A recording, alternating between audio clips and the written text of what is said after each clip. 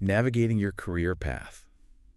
Wow, it feels like one of the biggest, most personal puzzles in life, doesn't it? It really does. It's way more than just, finding a job to pay the bills. As the material we're looking at today puts it, drawing on Terry Mante, it's about pursuing the essence of your life. That's a powerful way to frame it. But honestly, how do you even begin to make sense of such a huge, often complex, lifelong decision? It's a huge question. It touches on, well, everything: identity, values, skills, how you want to fit into the world of work. And yeah, it's rarely just one simple answer. Absolutely. And that's exactly why we're doing this deep dive today. We're going to explore the fascinating world of career choice and counseling. Hmm. We're pulling insights from a study unit focused right on this topic. It's really rich stuff, covers the core concepts, the big theories that have kind of evolved over time, and importantly, the practical and ethical side of things. Right. And our mission here is to really unpack all that material, you know, cut through the jargon and pull out the most important nuggets of knowledge specifically for you, the listener. Yeah, the goal is to help you understand the different ways experts have thought about career development and hopefully give you some useful tools to maybe understand your own journey a bit better. Exactly. See how these ideas can be a shortcut, maybe, to understanding your choices. Okay, let's jump right in then. First things first, let's set the stage. What exactly are we talking about when we say career choice and career counseling? Good starting point. So the material gives us some solid definitions. Career choice, that's basically about the decisions people make, or often remake, about their careers and work throughout their lives. Okay, so it's not a one and done decision, it's ongoing. Precisely. It's dynamic. And then career counseling, that's the professional, usually one-on-one interaction. It's often ongoing between a practitioner and a client.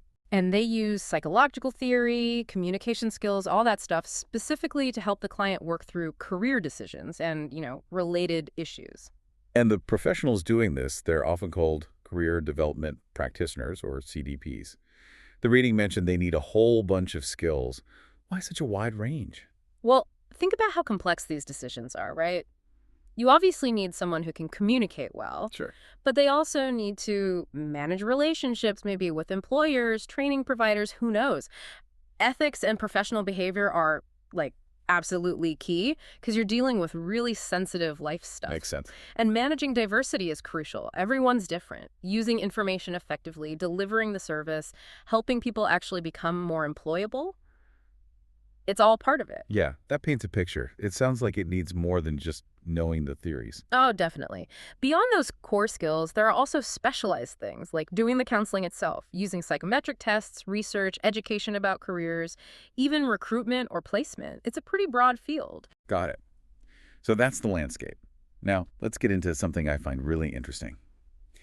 How the thinking about careers has changed over time. The material talks about different paradigms or waves. Yeah, this is fascinating because the theories we'll discuss, they don't exist in a vacuum. They often cluster together in these broader approaches. And these approaches have shifted, historically. They reflect changing views of society, of the individual. Thinking of them as waves is a good way to picture it. Okay, so tell us about the first wave. What was the initial approach? So the earliest one, the first wave, that's the vocational guidance paradigm. This really comes from the early 20th century. Its main focus was matching individuals' traits, things you could measure, like interests, abilities, personality, with what jobs required. Ah, okay. So the big question was basically, what job fits me best based on my measurable qualities? Exactly. Think of folks like Frank Parsons. He's right in this camp. It sees the self kind of objectively, like a set of characteristics you can measure and then match up to a job. Right. A clear starting point. Mhm. So what came next? The second wave. That's the career development paradigm. As thinking evolved, this came along. It moved beyond just that static match. It started emphasizing things like career adaptability, decision-making skills, and managing transitions across your whole lifespan. So less about finding the one perfect job and more about how your career unfolds and changes over your life, like a journey. Precisely. The focus shifts. The question becomes more like, how do I adapt? How do I handle career changes at different points in my life? Donald Super's theory is a key example here. The self is seen more as a subject, someone who's developing, changing, actively dealing with the world. Okay, developing over time. And the latest wave. That's the third wave, often called the life design paradigm. This is more of a postmodern view. It really encourages reflection on your life stories, finding personal meaning in your work, and shaping your career more holistically, considering all of your life, not just the job. That sounds much broader. Less about the job itself, more about the whole life picture. Right. It is. The core question kind of becomes, what meaning does work have for me? How does it fit into my bigger story? Mark Savickas' career construction theory is central here. The self is viewed more like a project, something you're actively building and giving meaning to. Wow. So we go from self as an object to match, to a subject developing, to a project for making meaning. That really clarifies how the field's view of the individual has deepened. Yeah, it shows this increasing recognition of, personal agency and the subjective experience of having a career. Okay, now let's dive into some specific theories. These are the frameworks, the kind of maps practitioners use, right? And maybe maps you, the listener, can use too. Exactly. Different lenses for looking at this challenge of career choice. Let's start at the beginning then, with the trait and factor approach. Frank Parsons is the big name here. Yeah, Parsons. His core idea, foundational to that first ways, is pretty straightforward. Match the person's traits with the job's factors. The assumption underneath is that people have unique traits, you can measure them, and you can correlate them with what makes someone succeed in a job. And he had that clear three-step process for making a decision. Yes. Step 1, self-knowledge. You got to get a clear understanding of yourself, interests, abilities, skills, values, personality, all that stuff. Know thyself. Makes sense. Step 2, work occupation knowledge. You need to learn about the jobs out there. What do they require? What are the conditions, the pay, the pros and cons? Know the options, right. And step 3, fitting matching. This is where you put it together. Integrate your self-knowledge and your work knowledge to find the best fit. What kinds of traits and factors were we talking about back then? Well, the material mentions things like mental abilities, intelligence, aptitude, personality traits like introversion, extroversion, interests, values. Yeah. The key was seeing these as measurable things. So what's the core insight from this classic approach for someone listening today? What's still relevant? I think the most important takeaway is that knowing yourself, your core skills, interests, values is still absolutely fundamental. Even with all the complexity added later, you just can't make good choices without that basic self-awareness. It's like the foundation you build on. And is this approach still used? Does it show up anywhere? Oh, absolutely. It has its limits, sure, but it's still a useful starting point. Think about platforms like Onet, that huge online database of jobs and worker characteristics that's basically built on this principle of linking person attributes to job requirements. But you mentioned limits. What are the downsides, the cons? Well, it can feel a bit too simple sometimes, maybe reducing complex people down to just variables. It doesn't really handle change well. Right. It tends to see traits and choices as kind of static. It also doesn't guide you on which specific tests to use, and tests alone are rarely enough. Okay. Plus, there are real concerns about test reliability, validity, and cultural appropriateness, especially in diverse places like South Africa. Yeah, the material had that activity, comparing person A and person B for a job based on their traits. That really showed the matching process in action. Exactly. It shows that basic logic. Define the job needs, measure the person, find the overlap. It's foundational. Okay, moving on. Let's look at Holland's theory. This also seems to fit under trait and factor, but with a twist towards environments. Right. John Holland's idea is that people actively seek out environments that let them use their skills and express their values. He believed career choice is mostly about the congruence, the match between your personality type and the occupational environment. And he's famous for those 6 types. Yeah. The RIASCEC model. That's the one. Realistic, investigative, artistic, social, enterprising, and conventional. His thinking was that most people fit into one or a mix of these types, and they'll naturally look for work environments where their type can thrive. How do these types come about, according to Holland? He thought they develop from our preferences, what we like and dislike doing, starting early on. These preferences grow into interests and skills, and that shapes our overall disposition, our typical way of being. So the key insight from Holland for you, the listener, Yeah. what should you take away? The really powerful idea here is that your gut feelings, what you genuinely enjoy or dislike doing, are important clues. They tell you something about the kind of work environment where you might feel most at home and effective. Paying attention to what activities energize you versus drain you, that's really valuable info. And he uses that hexagon model to show relationships between the types. Yeah, types next to each other on the hexagon are more similar, opposite ones are very different. He also brought in ideas like congruence, consistency, differentiation, and identity to describe the person-environment match more deeply. Can you give us an example? The material detail, the realistic type. Sure, a realistic type is often practical, hands-on, maybe prefers working with things over people. They like activities involving tools, machines, nature, tangible stuff.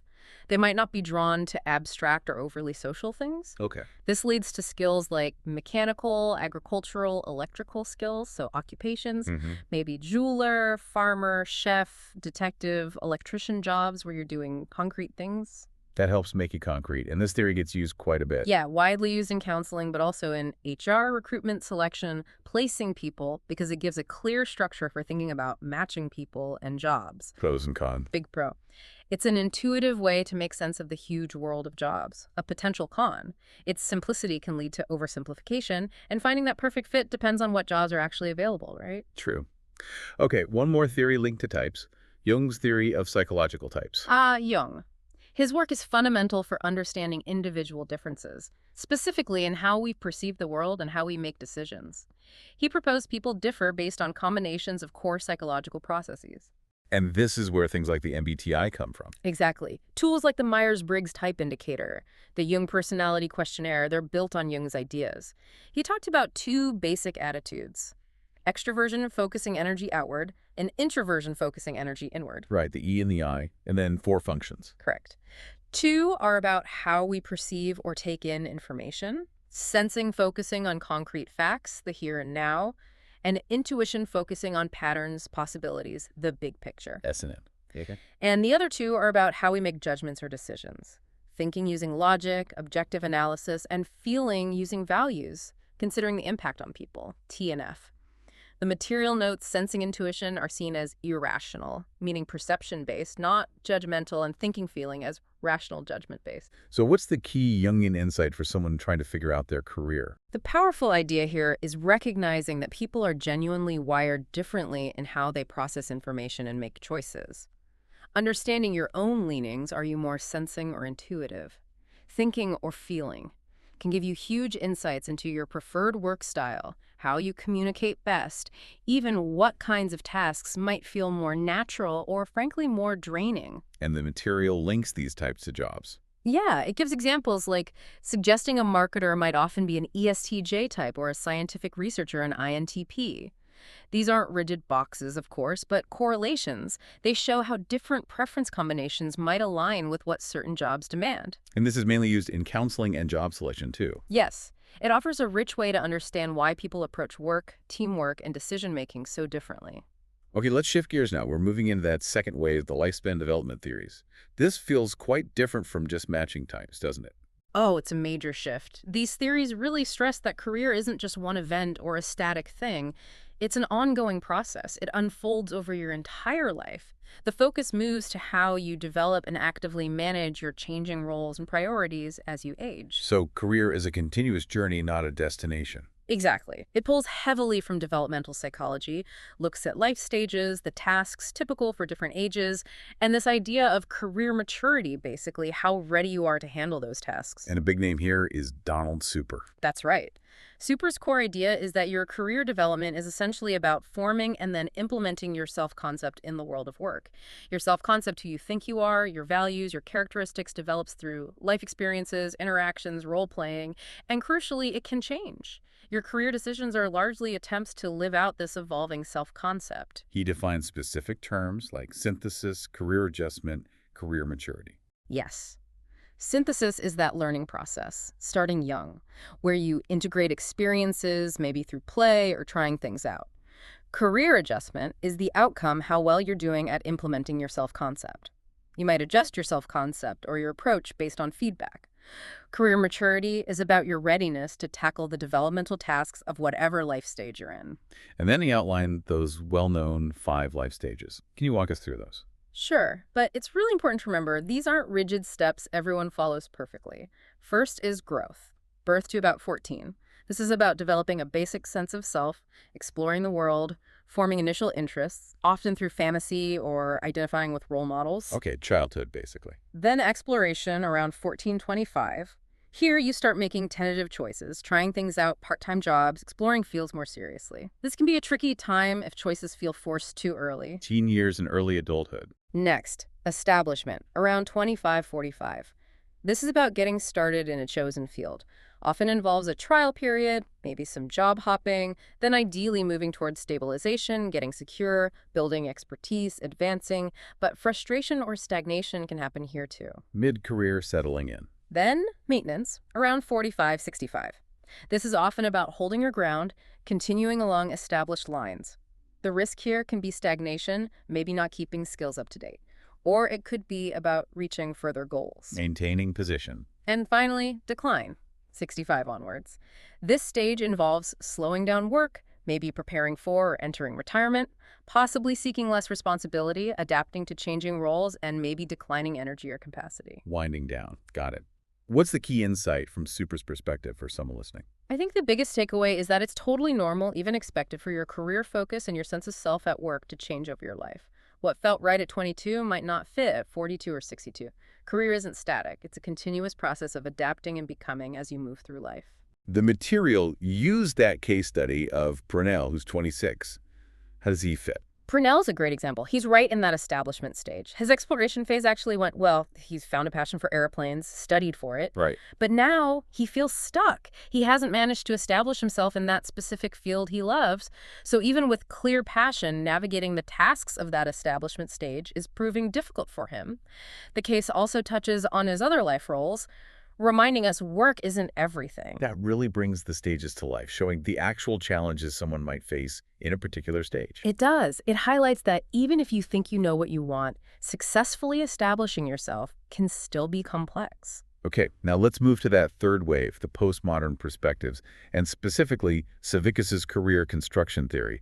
This sounds really different again. It is quite different. This perspective starts with the idea that reality, especially something as personal as a career, isn't just some fixed external thing. It's something we actively construct ourselves by making meaning out of our experiences. There isn't one single right path just waiting out there. So my career is basically the meaning I make of it all. Exactly. The core idea is that individuals build their careers by weaving together past experiences, present situations, future hopes into a coherent story or life theme. Savickas calls it patterning the individual's work life. And the counselor's role changes too. They become more of a guide, helping the client co-construct their own story. The client is the expert on their own life. Interesting shift. So what areas does a counselor focus on when using this approach? The material points to 4 key dimensions. First, life structure. This looks at the importance of all your life roles: family, leisure, community, learning, not just work, and how you balance them, especially when things change. So work fitting into life, not life fitting around work. Pretty much. Second is career adaptability. This is about how well-equipped you are to handle the tasks and challenges your career throws at you, your readiness, your attitudes, your skills for navigating change. And that involves those 4 C's, right? Yes, Savickas talks about the 4 C's of adaptability. Concern, being aware of and planning for your future. Control, feeling you have agency in shaping it. Curiosity, actively exploring possibilities. And confidence, believing you can achieve your goals. Exploring those 4 sounds really practical. What's the third area? Vocational personality style. This still acknowledges individual differences like the earlier theories did, but it sees them as dynamic. It's about how you subjectively experience and use your traits within your life story, not just about static matching. Okay, and the 4th? Life themes. This is really the heart of it, the narrative part. It's about finding the WHY, the underlying meaning or motivation that ties your career story together. This theme helps explain your life structure, your personality style, your adaptability approach, why it all makes sense for you. So what's the key takeaway from Savickas for our listeners? I think this approach offers a really empowering idea. Your career isn't just a list of jobs. It's a story you're living and actively writing. You have the agency to look at the plot so far, identify the themes, and consciously decide what meaning you want to make of it all, now and going forward. It puts you in the author's seat. The material mentioned the client Mary case study here. Yes, Mary, who was 48 and in Super's maintenance stage, sought advice. Her case shows how a counselor might blend theories, maybe Super for context, Holland for personality insights, but then use Savickas' approach to help Mary examine her story. Right. Help her reflect on her goals and co-construct a narrative and a plan that felt meaningful to her. It wasn't just find Mary a job, it was help Mary shape her ongoing life story. The material also mentions Nonofo, another example where exploring her narrative helped uncover core themes. That really shows how these different theories aren't mutually exclusive. They can be tools used together, with the focus shifting towards the individual's own meaning-making. Exactly. It shifts the dynamic. The counselor isn't just diagnosing, the client is authoring. Okay, wow. We've covered the what, the how it evolved, and these different theoretical maps. Now let's talk about putting theory into practice, and especially the critical topic of ethical considerations. Right. As the material emphasizes, applying these theories helps practitioners structure their approach and address client concerns, like we saw with Mary. But underpinning all of this professional work has to be a strong ethical foundation. Why are ethics so incredibly important in this specific field? Well, because counselors are dealing with deeply personal information, influencing major life choices. Ethical practice is absolutely essential to protect the client, make sure their well-being comes first, and maintain trust in the whole profession. And there are regulatory bodies overseeing this. Like in South Africa. Yes, exactly. In South Africa, you have organizations like the HPCSA, Health Professions Council, and SSA, Psychological Society, that set out the ethical codes practitioners must follow. What are some key ethical principles listeners should know about? Things they should expect? Several are fundamental. First, fairness and non-discrimination. This means recognizing the dignity of every person, regardless of background. Any tests or methods used have to be fair and unbiased. You should expect respectful, equitable treatment. Treating everyone fairly, basic respect. Absolutely. Then there's confidentiality and informed consent. This is huge. Your private information must be kept confidential and only shared if you agree. You have the right to understand exactly what's being offered, the costs, the process, and that you can stop at any time. Transparency is key. You're in control of your info. My privacy is protected. That's crucial. It is, and linked to that is data protection. Laws like South Africa's POPI Act govern this specifically.